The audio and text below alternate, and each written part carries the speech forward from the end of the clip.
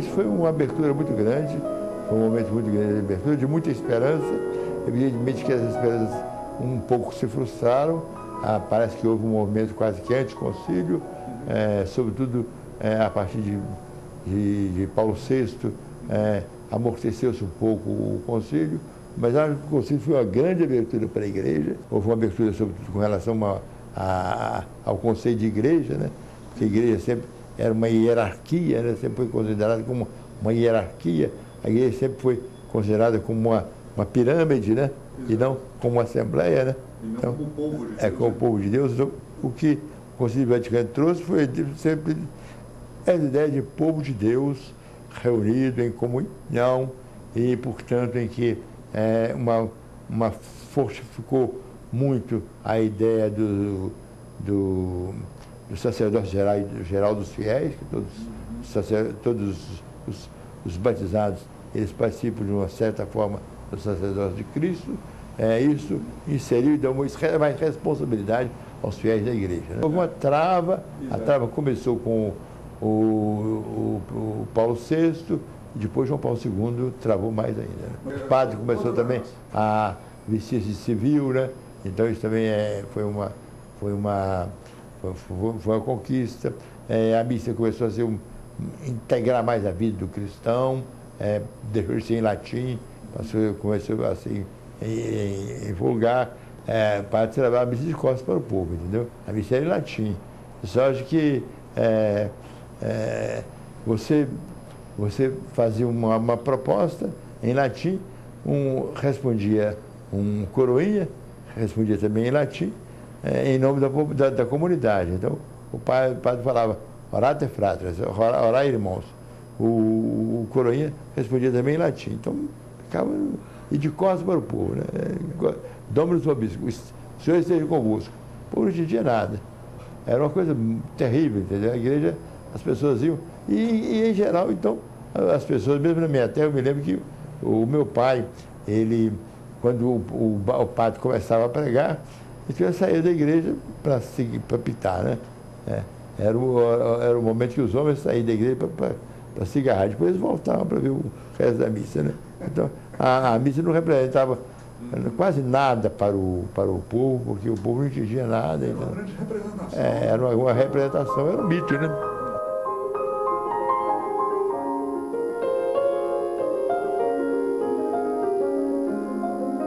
Em 1974, eu fiquei na prefeitura de Contagem, depois mudou de prefeito, assumiu o Nilton Cardoso, eu me afastei dos cargos de direção e voltei eu era professor concursado, então eu tinha aulas, então dei algumas aulas, e aí o Dom Serafim me chamou para dar umas aulas na comunicação social. Ele falou comigo o seguinte: olha, tem um departamento aqui que eu tenho um carinho muito especial com ele, que é comunicação social. Como você formou em jornalismo, então você pode dar algumas aulas de jornalismo e de cultura religiosa. Ele era o reitor. Aí eu comecei a dar aula na comunicação social, no serviço social, com o Lério Fabiano, na comunicação, com a mulher dele, a Leila, no serviço social. Aí o Dom Serafim fez uma modificação na estrutura da universidade. Criou os centros, as faculdades, a área de ciências sociais aplicadas, por exemplo.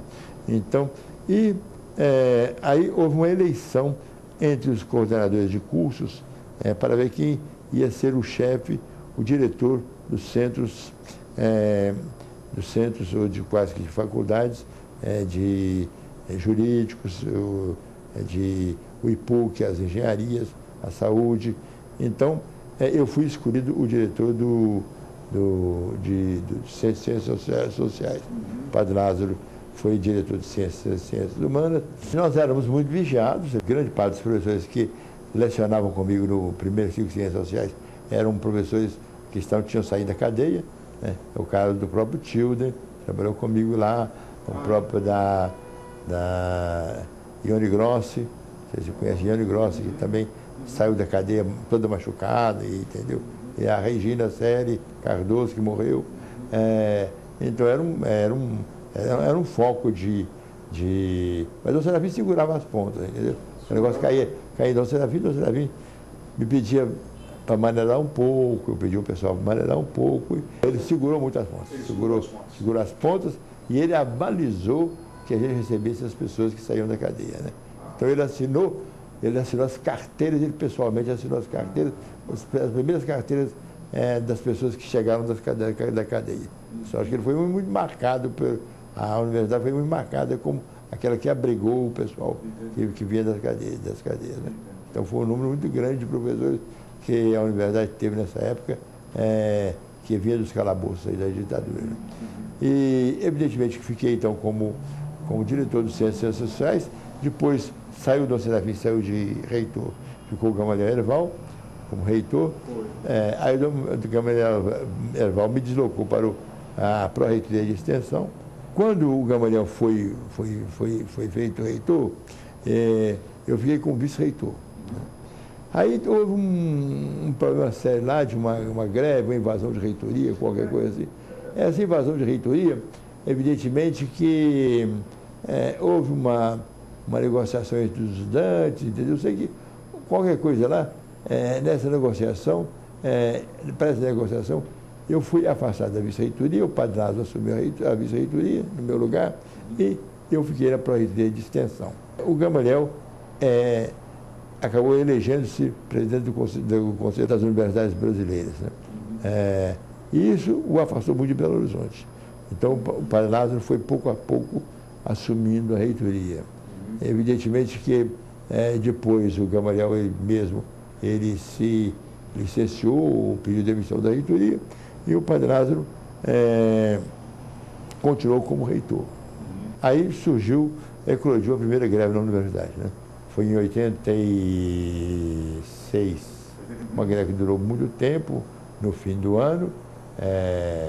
Ela foi por salários, né?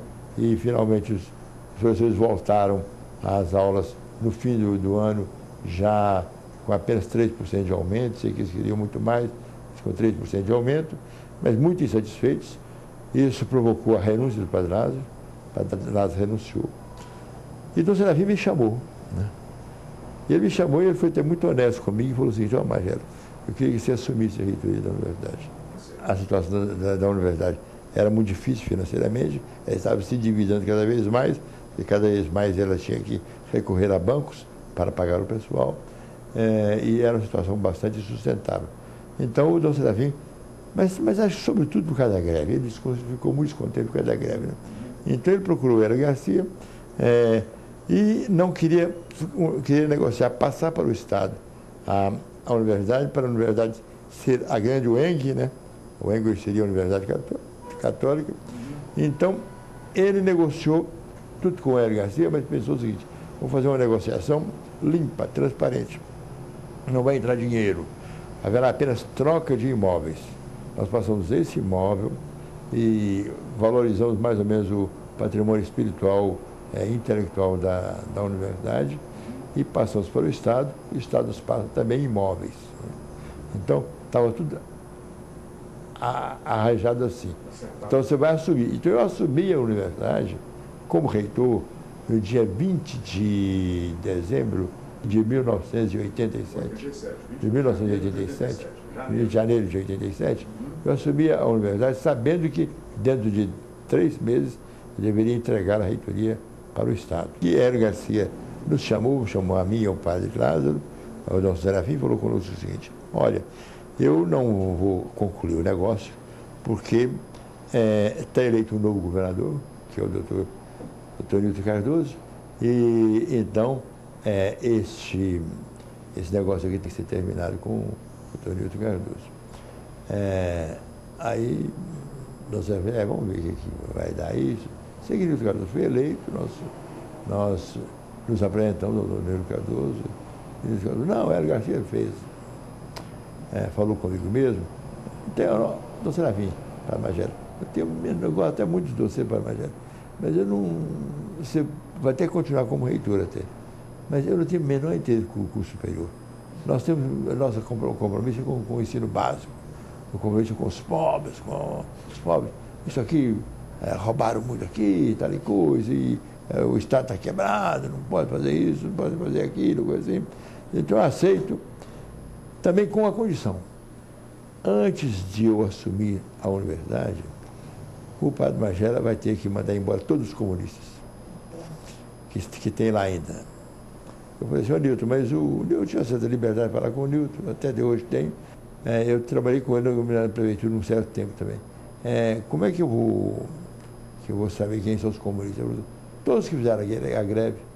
Ora, seriam 100 e tantos professores que tinham dirigido a greve, praticamente, eu mandar esse pessoal embora. Aí nós dois saímos de lá e eu falei, doutor Zeravino, eu acho que não tem jeito. Mas não tem jeito não. Eu virei para o doutor Zeravino e falei assim, até uma palavra meio de gente da roça. Eu falei, se eu querer, eu toco a universidade. Aí ele falou comigo, você tem coragem? Eu falei, tenho. Eu toco a universidade do jeito como o senhor quiser. Nós estávamos em pleno plano cruzado, em pleno, os fiscais do Sarney estavam aí por toda parte, fiscalizando tudo. E eu vi que a única salvação da universidade era dar um aumento de 100% para os alunos. Antes eu chamei o assessor jurídico da universidade, que é o professor Oscar Vieira. Ele agora até aposentou. Professor Oscar, nós temos que dar um aumento de 100% na universidade. Vamos fazer uma carta a esses alunos. Essa carta vai ir junto com o carnê e tem que chegar na véspera do vencimento do carnê. Não dá tempo o aluno de pensar e nem de negociar. Então nós mandamos os carnê para os alunos com essa cartinha. 2 dias depois, eu fui conferir no banco como é que foi o pagamento. 16 alunos tinham entrado pago na justiça. O resto tudo tinha pago. Eu falei, está implantado. Não tem jeito. Esse da justiça nós resolvemos aí, mas está implantado o aumento. Né? Aí a universidade começou a funcionar, eu pensei em crescer a universidade, entendeu? Implantei a pesquisa institucionalizada. Eu coloquei uma dotação orçamentária para a pesquisa. Eu implantei 15 mestrados e já com alguns doutorados. Quase todos estão lá hoje, muito, muito bem. Né? E eu também, sabendo que o mestrado ele dá prejuízo, eu procurei expandir a universidade. Havia explosão de demanda muito grande e a oferta era bem contida. Havia muito poucas universidades em Belo Horizonte. Fui para Contagem, logo quase em seguida, no ano seguinte eu fui para Betim, Conselho Público Betim, depois eu fui para Poços de Caldas, pensei, vou lá para o sul de Minas, vou brigar com a PUC de Campinas, Arcos, coloquei em Arcos também, e depois São Gabriel. Primeiro houve um plano meu sabia que o problema de transporte ia ficar cada vez mais difícil, então eu procurei pôr a universidade perto da casa de cada um. Era importante, não apenas por problemas afetivos, mas era importante também a gente ir para regiões mais pobres e, portanto, era uma missão da Universidade Católica também estar perto daquelas regiões mais difíceis de acesso a Belo Horizonte. Então eu fui para Cerro Guanhães. Isso. E aí, então, o mapa estava praticamente completo. Né? Uma instituição que só tem graduação, ela é muito lucrativa, e isso então me deu condição de transformar a universidade numa verdadeira universidade, a PUC numa verdadeira universidade. Ela não é mais o colégio do Bispo, mas é uma universidade. Eu já tinha manifestado, então, a doutor Serafim, 1 ano ou 2 anos atrás, que eu queria sair, que eu acho que tinha terminado minha missão na universidade, que precisava de ter outro reitor, né?